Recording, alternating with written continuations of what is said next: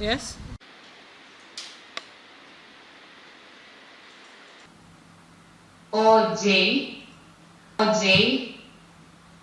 I find that the standard of proof was met and all the ingredients of the offense of murder were proved, and therefore I find that the 3 accused persons committed the offense of murder contrary to section 203 as read with 204 of the Penal Code. Accordingly convicted and found guilty.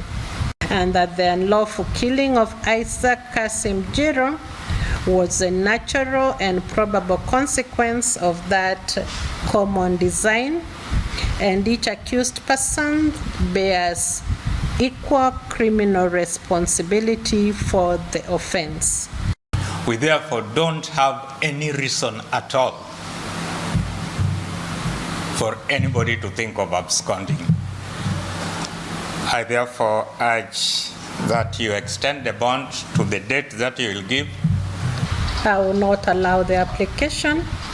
I am going to cancel the bonds for accused 1 and accused 2, and also issue a warrant of arrest against accused 3.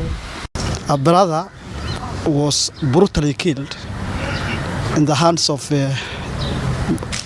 Edna Jinari and others who have lured him with fake contracts and fake county appointment.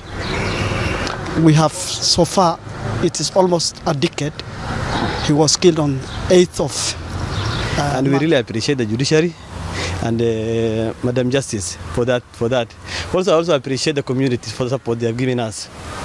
Because from the day we've started this case, I think they are with us from the starting at the general. And also for the human rights, Umuri. They also supported us when we've started these cases.